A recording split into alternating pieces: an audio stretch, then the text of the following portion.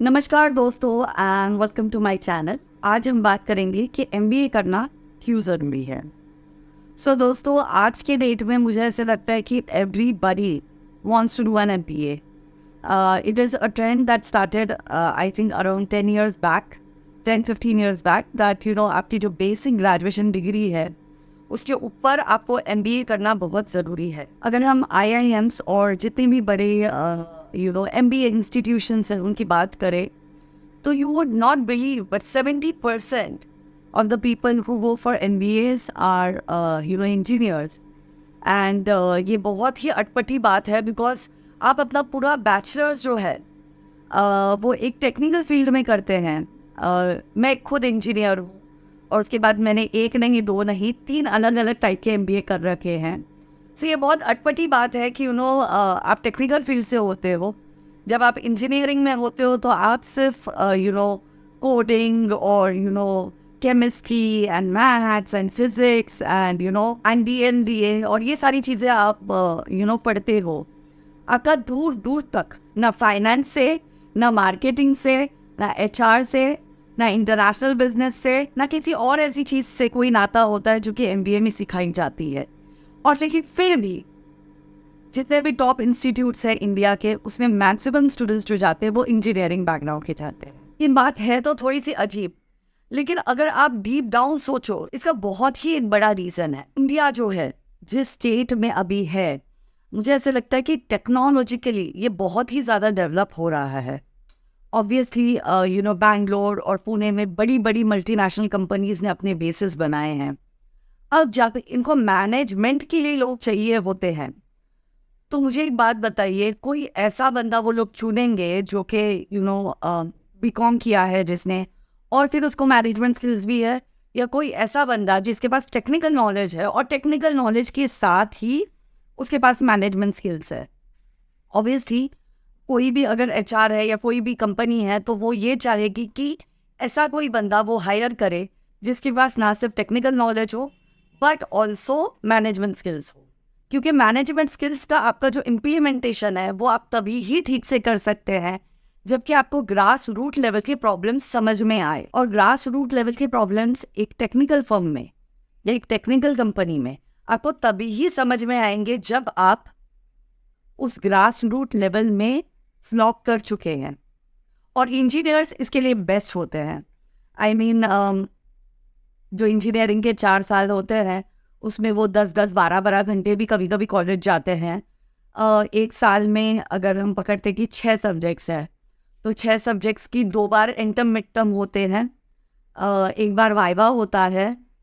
So it's like आप एक term में कम से कम वाइवाज और अगर हम एग्ज़ाम्स पकड़े सो एटलीस्ट 15 से 20 एग्ज़ाम्स एक टर्म में, मतलब एक सेमेस्टर में 6 महीने में दे रहे हो। मुझे ऐसे लगता है आप उस ग्राइंड से भी जाते हो। यूजुअली लोग जब भी एमबीए करते हैं तो उनके पास ऑब्वियसली 1-2 साल का एक्सपीरियंस होता है। आपके पास थोड़ा कॉर्पोरेट का एक्सपीरियंस भी होता है इन technical field which helps you understand better जब आप एमबीए करके उसी टेक्निकल फर्म में या किसी और टेक्निकल फर्म में काम करते हैं। दोस्तों, मुझे ऐसा लगता है कि एमबीए बहुत ज़रूरी है, लेकिन जब मैं ये कहती हूँ तब मैं ये कभी भी नहीं कहूँगी कि एक बीकॉम ग्रेजुएट किसी एमबीए ग्रेजुएट से कम है। और ये इसलिए है क्योंकि मुझे ऐसा लगता है कि कुछ स्किल्स जो होते हैं वो यू आर बॉर्न विथ, कुछ स्किल्स जो होते हैं जो आप सीख सकते हैं। लेकिन अगर आपके पास एमबीए नहीं है और आप में इनबिल्ट स्किल्स है, या आपके फादर का कोई बिजनेस है जो कि आप 12 साल की उम्र से देख रहे हैं, तो प्रॉब्लली आपके पास एक एमबीए से भी बेहतर एक्सपोजर होगा। लेकिन फिर भी दोस्तों, जो हमारा करंट सिचुएशन है उसमें MBA is a must if you want to land up in good opportunities.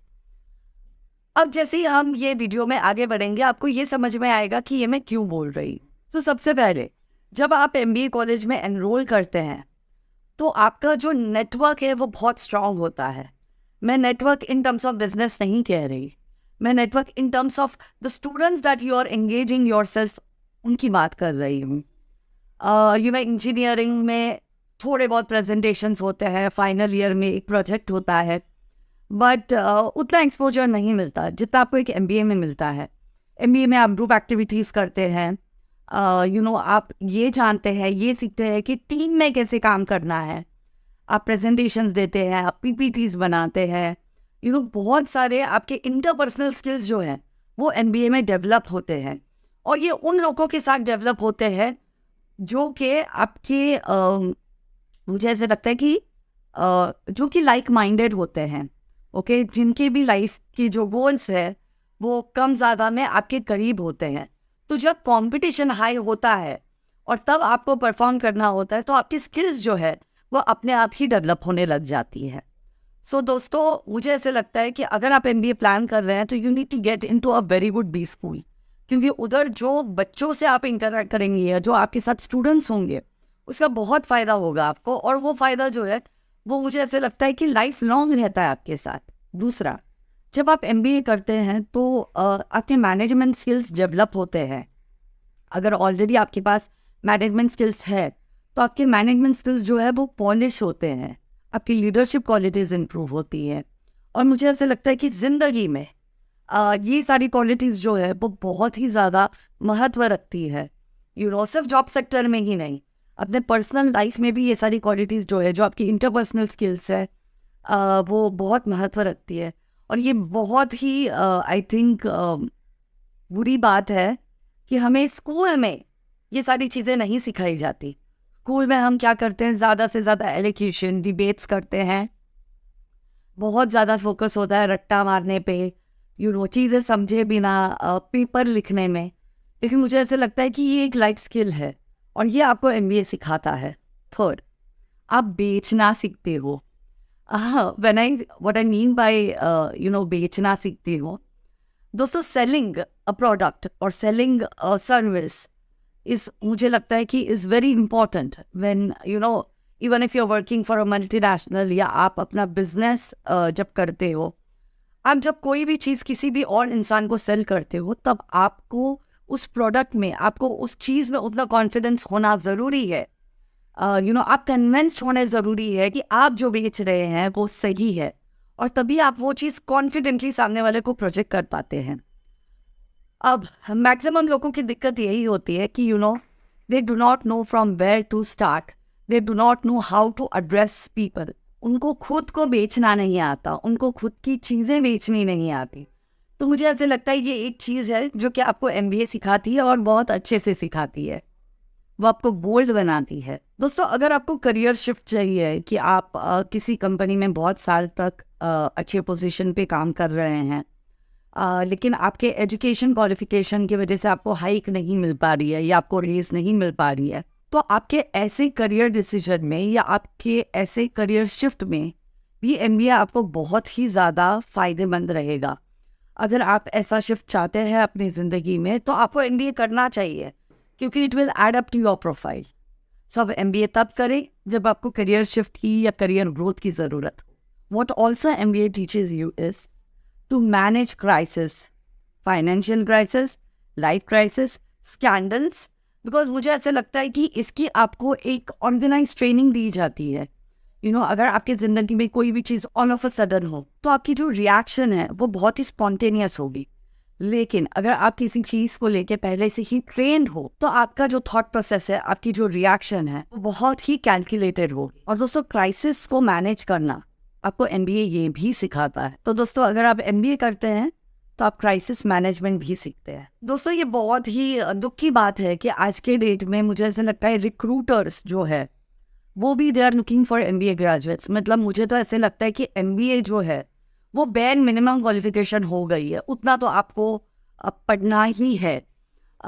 मुझे ऐसा लगता है कि ऐसा ज़रूरी नहीं है कि किसी भी फील्ड में एक्सेल करने के लिए कोई डिग्री होनी ज़रूरी है, but that is how it works when it comes to recruiters and HRs. So मुझे ऐसे लगता है आपके नाम के आगे एमबीए होना ये बहुत ही बड़ा प्लस पॉइंट होता है when you are trying to find a job for yourself. ये तो बात हुई कि एमबीए आपको क्या फ़ायदा देता है, लेकिन रिक्रूटर्स जो है वो एक एमबीए को क्यों हायर करते हैं, क्योंकि एमबीए को हायर करने के बहुत सारे कंपनी को फ़ायदे भी होते हैं। तो आप देखते हैं कि ये सारे फ़ायदे क्या होते हैं। सो दोस्तों, एमबीए लोग क्यों हायर करते हैं, क्योंकि इसकी कंपनी को भी बहुत अच्छे फ़ायदे होते हैं। सबसे पहला, आपको नॉलेज होती है, इसके लिए आप कंपनी के फाइनेंसेस जो है वो सही रख पाते हैं। दूसरा, आप क्राइसिस मैनेजमेंट बहुत अच्छी तरीके से कर लेते हैं। क्राइसिस मैनेजमेंट के बारे में हमने अभी ही डिस्कस किया था, तो I wouldn't elaborate on it more. If you are an MBA, you know how to interpret, gather and analyse data. और मुझे लगता है कि किसी भी अच्छे कंपनी के लिए अच्छे से एनालाइज करना जो भी सिचुएशन है, या आपका क्वार्टरली कैसा चल रहा है या 6 मंथली कैसा चल रहा है, ये बहुत इंपॉर्टेंट होता है। और ये एक MBA ग्रेजुएट को बहुत अच्छे से आता है। MBA का और एक फ़ायदा है जो कि कंपनी को मिलता है, companies can hire best talent, और कंपनीज को वो टैलेंट रिटेन करने में भी बहुत दिक्कत नहीं होती। इसके अलावा आप कंपनीज की हायरार्की समझते हैं, आप टफ कॉल्स ले सकते हैं। सो दोस्तों, कंपनी को भी MBA ग्रेजुएट्स हायर करने से बहुत सारे फ़ायदे मिलते हैं, और शायद यही फ़ायदों की वजह से recruiters want to hire MBA graduate. अब MBA जो है वो बहुत सारे फील्ड्स में होती है। मैंने खुद मार्केटिंग में, इंटरनेशनल बिजनेस में और सर्विस एक्सीलेंस में किया है। ओके, सो दोस्तों, MBA आप फाइनेंस में कर सकते हैं, मार्केटिंग में कर सकते हैं, इंटरनेशनल बिजनेस में कर सकते हैं, ऑपरेशंस में कर सकते हैं, हेल्थ केयर मैनेजमेंट में कर सकते हैं। सो मुझे ऐसा लगता है कि MBA के बहुत सारे अलग अलग ऑप्शंस अवेलेबल है। You need to figure out कि आपके लिए कौन सा ऑप्शन है जो कि बेस्ट है। सो दोस्तों, कमेंट सेक्शन में ज़रूर मुझे बताइएगा कि आपको मेरा आज का ये वीडियो कैसा लगा, और अगर अच्छा लगा तो लाइक कीजिए, शेयर कीजिए और सब्सक्राइब कीजिए। Thank you so much. God bless you all.